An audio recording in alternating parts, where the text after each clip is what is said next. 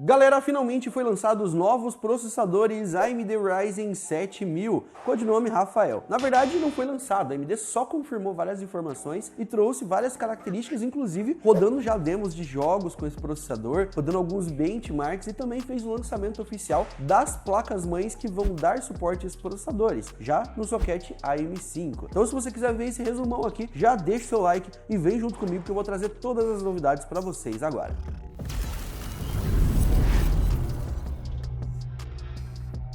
A apresentação da AMD aconteceu nessa madrugada, no Brasil era às 2 da manhã, onde a AMD fez uma apresentação de cerca de meia hora, mostrando todos os detalhes e informações. Metade dessa apresentação, ela foi focada em notebooks, e eu não vou comentar muito desses detalhes aqui, porque eu acho que vocês estão aqui para ver mesmo, é os processadores para desktop e placa-mãe para desktop também. Basicamente, ela confirmou o socket LGA 1718, que é um novo socket para os processadores chipset AM5, os Ryzen 7000, codinome Rafael. Esses processadores, ela confirmou, diferente de antigamente, que as placas-mães da AMD elas não tinham pinos, agora elas vão ter pinos, e o processador não vai mais possuir pinos, então mudou esse padrão de uma geração para outra, assim como na Intel já faz bastante tempo. Uma outra característica importante que ela trouxe é que essas placas-mães vão ter suporte nativo a processadores de 170 watts TDP, significa que o VRM e o sistema energético vai dar suporte a esses processadores com TDP de quase 200 watts. Só para vocês terem uma noção, processadores como o Ryzen 9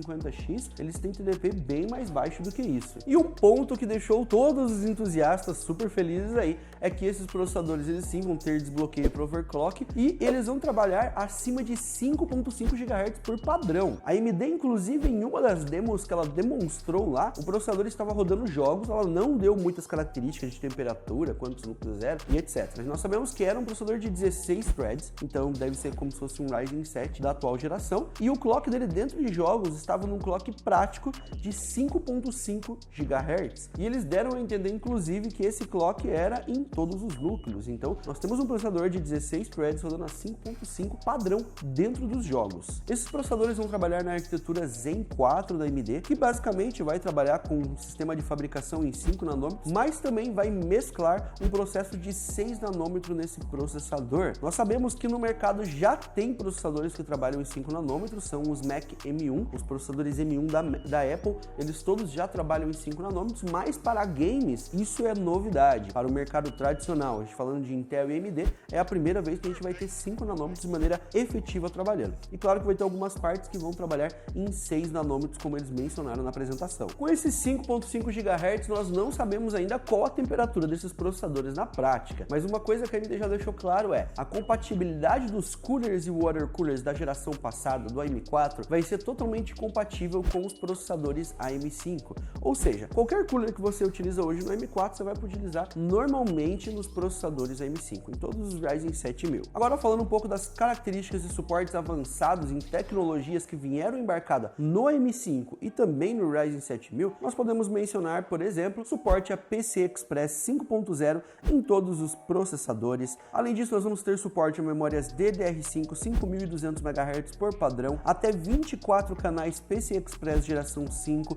NVMe 4.0, suporte ao USB 3.2, já com rumores a suporte a 4.0, e nós vamos ter também um concorrente do Intel XMP, que é o eXPO, AMD Extended Profile for Overclock. Para quem não sabe, basicamente, hoje nós utilizamos um padrão que foi criado pela Intel, que é o XMP. A AMD ela quis criar a sua versão justamente para poder ativar certas características nas memórias, frequências e times que vão trazer melhores rendimentos em seus processadores. A gente utilizar um padrão que hoje é desenvolvido para Intel, talvez não consiga fazer a otimização e o afinamento da maneira que possa entregar a melhor performance em um AMD possível. Muitas vezes a gente tem que fazer isso inclusive manualmente. A gente trazendo um suporte padrão da AMD que vai ser compatível diretamente nas placas-mães, habilitando aquela opção, a gente já pode trazer toda a compatibilidade perfeita de subtimes e V-Core na memória para ser full compatível com os processadores AMD. Isso me deixa até com um pouquinho de medo às vezes, né? Porque sempre que a gente mexe nessa questão de memória, memória, mexe aquela questão de compatibilidade, telas azuis, coisas desse tipo, já me dá um pouquinho assim de medo. Mas vamos confiar aí por enquanto, não temos informações de testes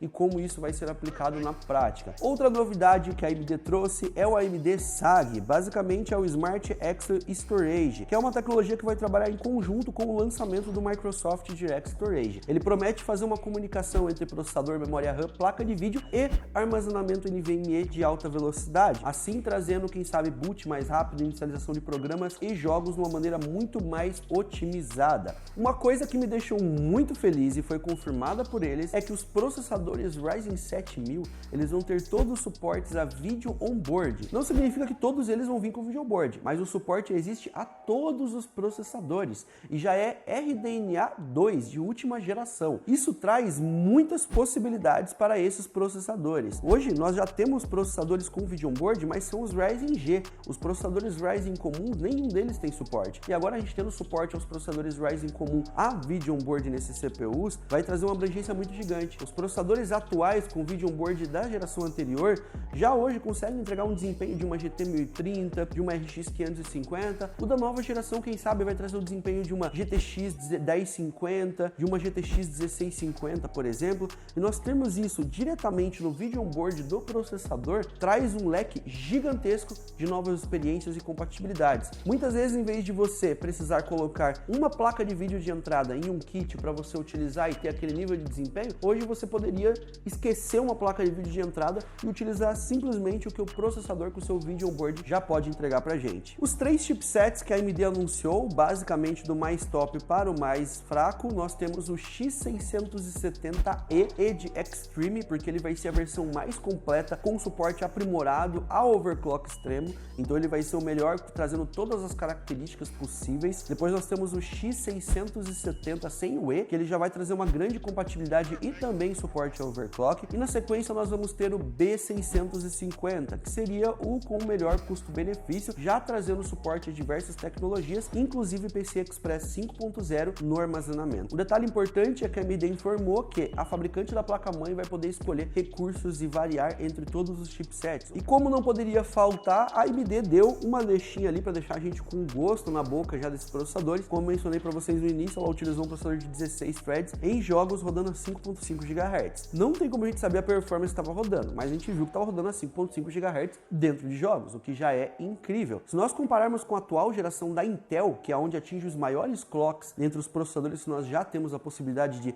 colocar as mãos, um 12900KS ele atinge 5.5 GHz em casos específicos em single thread dentro de alguns testes. Agora, quando nós vamos utilizar todos os núcleos dentro de jogos, é 5.3, 5.2 GHz que ele atinge. Esse da AMD era 5.5 dentro de jogos. Um outro teste que eles mostraram foi uma renderização no Blender, onde eles compararam um processador de 16 núcleos, o 12900K, que é um processador da Intel, com o processador novo de 16 núcleos da AMD, que eles não falaram o nome, mas eu acredito que deve ser um Ryzen 7. Colocaram eles para renderizar no Blender o mesmo projeto. Basicamente, a AMD conseguiu renderizar com velocidade até 31% mais rápida do que o processador da Intel. Ambos os processadores com a mesma quantia de núcleos e threads, o que significa que a AMD está com um single core mais forte e, além disso, está trabalhando com tecnologias mais rápidas e um clock mais elevado que está ligado também ao single thread do processador. Então isso é muito empolgante, porque a gente vê que processadores com características semelhantes aos processadores da atual geração conseguem entregar em performance bruta 30% mais de desempenho.